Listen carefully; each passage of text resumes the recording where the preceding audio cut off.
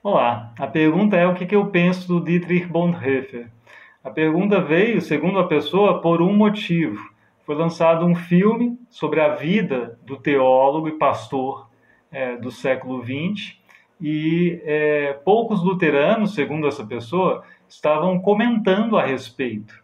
O que eu pensava? Então, será que é por não gostar do sujeito que não falamos nada a respeito? No meu caso, não é isso. No meu caso é porque o cinema que há mais próximo de mim, na cidade vizinha, que é Vassouras, não colocou em cartaz esse filme. E eu teria que ter ido ao Rio de Janeiro, capital, para assisti-lo, e não me dispus a isso. Eu espero que o filme apareça em alguma plataforma por aí para eu poder acompanhar, porque eu tenho interesse sim. Porque eu tenho interesse na obra do Bonhoeffer. Inclusive, eu fiz um vídeo sobre Bonhoeffer há um bom tempo, eu acho que em 2020, e a pergunta naquela ocasião era se Bonhoeffer era luterano ou não, se eu o considerava luterano ou não, e se eu bem me lembro da resposta, eu disse que sim, que o considerava luterano, que ele é luterano, de formação, ele atuou como pastor luterano, ele tem a sua forma de fazer teologia bastante luterano, em alguns aspectos. Ele dialoga com a teologia propriamente luterana frequentemente. Ele é luterano. Ele não é, como eu disse lá, né, talvez valha a pena ver o vídeo ou não, não me lembro bem se vale a pena. Eu disse que ele não é um luterano confessional, naquele sentido de aderir de forma completa ao livro de Concórdia, as confissões reunidas no livro de Concórdia. Ele deixa isso muito claro, né? Ele discute assuntos mostrando isso claramente. Mas eu gosto, né? É um bom teólogo. A gente não desgosta de um teólogo como um todo por causa de um posicionamento específico. Eu comecei a ler Bonhoeffer pela ética. Não acho que é o melhor começo para quem nunca o leu, mas foi assim comigo e desde aquele momento eu achei que era um teólogo muito instigante, muito interessante e li outras tantas coisas dele, né? E por isso eu preciso dizer assim, eu aprecio bastante Bonhoeffer. Acho até que há algumas injustiças acontecendo para com ele. Uma injustiça é observar um dado da sua biografia, julgá-lo, condená-lo por isso e desprezar a sua obra toda por causa desse momento, né?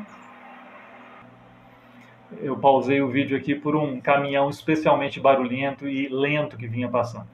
Mas então, é, e no caso do Bonhoeffer, o desprezo às vezes acontece porque ele participou de um complô para tentar o assassinato de Hitler. E muitas pessoas vão dizer assim: ah, isso é incompatível com a fé cristã, então logo esse sujeito não presta, então logo a obra dele não presta. Né? Fazem isso com vários teólogos. Né?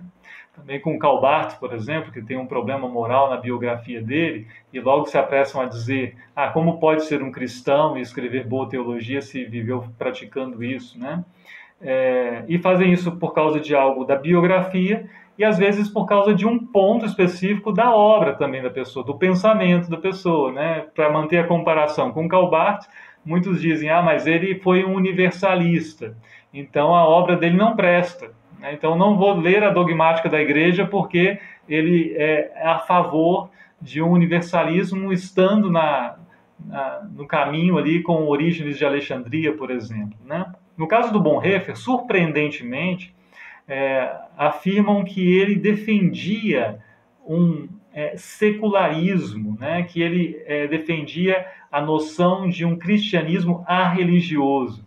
Eu li, por exemplo, num artigo de um jesuíta, que não tinha a ver com Bonhoeffer diretamente, mas na introdução ele diz assim: os teólogos da secularização inspiram-se sobretudo em Bonhoeffer, Gogarten e Tillich, que são considerados com razão como precursores desse movimento.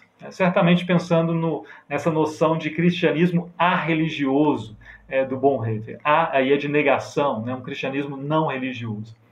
E eu já vi, né, até não só um jesuíta, mas protestantes, luteranos falando isso, né, Bonhoeffer defendia. Só que veja, a forma de dizer não é adequada. Porque Bonhoeffer desenvolve esse conceito, essa noção de cristianismo arreligioso muito tardiamente, quando já estava preso, né, no fim da sua vida, né, caminhando para a sua execução.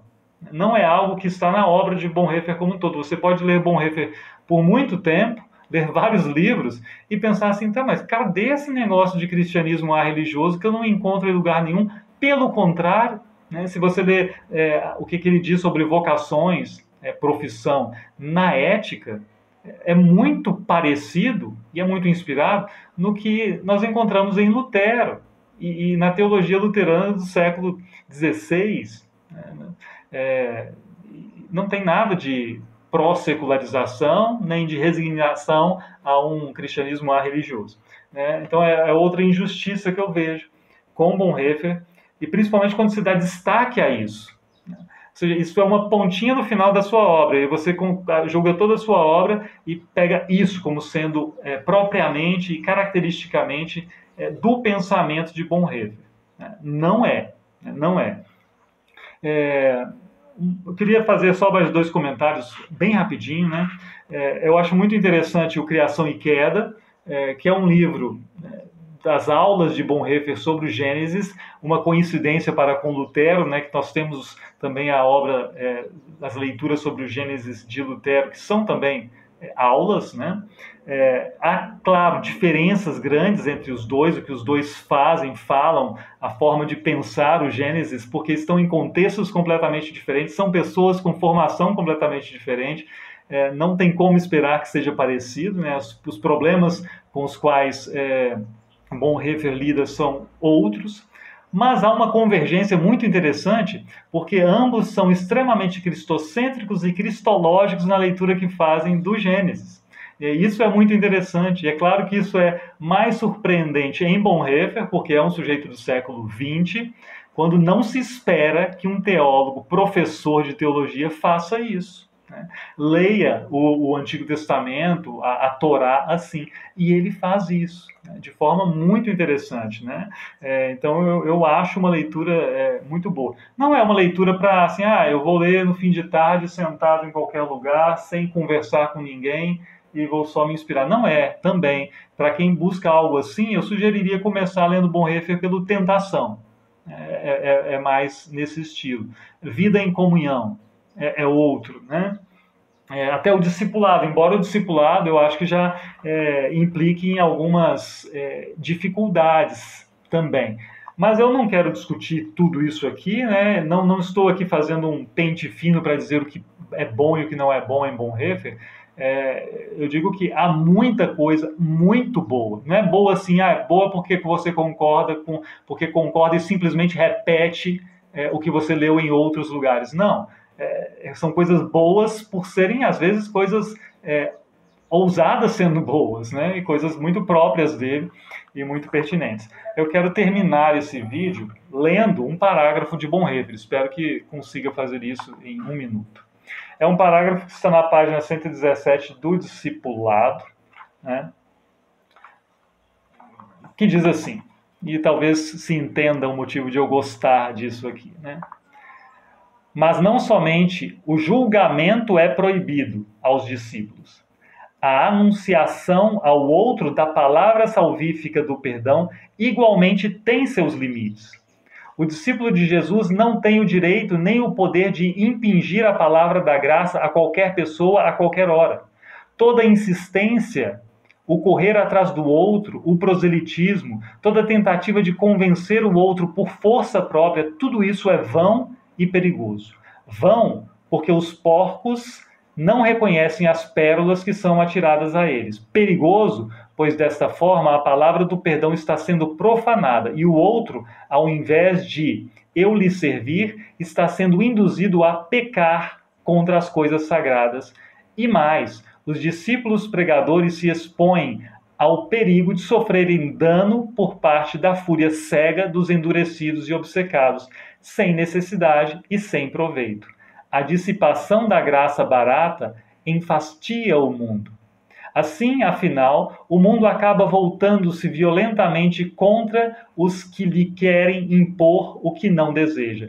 Isso significa para o discípulo uma séria restrição da sua atuação, o que, aliás, corresponde às instruções de Mateus 10, sacudir dos pés o pó, onde a palavra da paz é rejeitada.